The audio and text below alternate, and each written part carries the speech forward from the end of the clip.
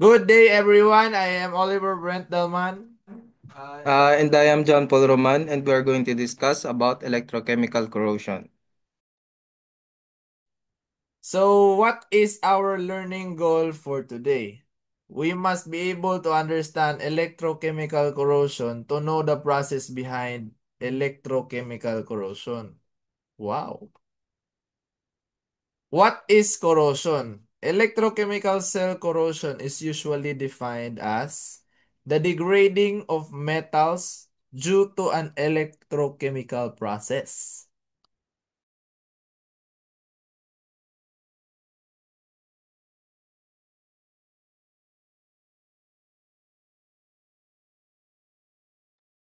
What is an electrochemical process? An electrochemical process is defined as a chemical reaction involving the transfer of electrons between two electrodes in an electrochemical cell. Now, to understand the corrosion of metal, it is essential to know about an electrochemical cell or corrosion cell. So, an electrochemical or corrosion cell is a device which converts chemical energy into electrical energy.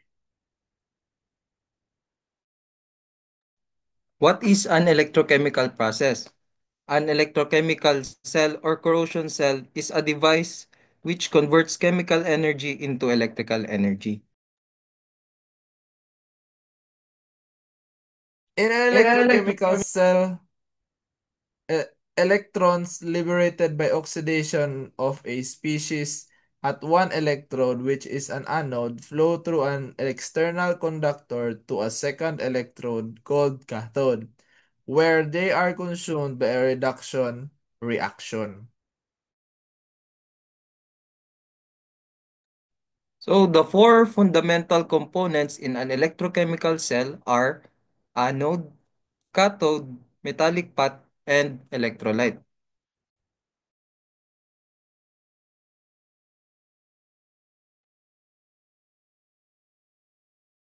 All four components must be present for corrosion to occur.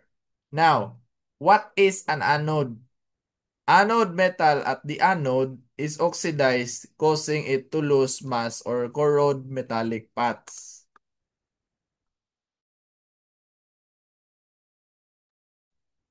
In a metallic path, the electrons that are produced due to this reaction will travel to the cathode through the metallic path. Next, the cathode takes place when the cathode and the electrons are consumed and a reduction takes place. Lastly, an electrolyte is the electrically conductive solution that must be present for corrosion to occur. So how does the electrolyte corrodes a metal? Well, electrolyte contains positively and negatively charged ions called cations and anions, which is essential when performing electrochemical corrosion.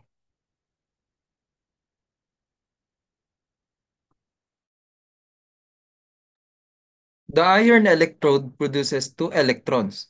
Now, as it is oxidizes, electrons travel through the wire to the copper to the cathode. The electrons then find the copper ion in the solution and the copper is reduced to a copper metal. During the reaction, the iron electrode will shrink in size, thus the copper electrode will become larger due to the deposited copper that is being produced. Now, what did we learn for today?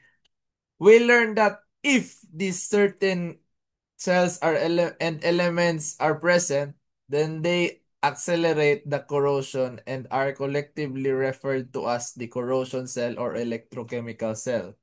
In a word, corrosion occurs due to the formation of electrochemical cells. That is all. And Thank you very much. yeah, thank you and goodbye everyone. Thank you for watching.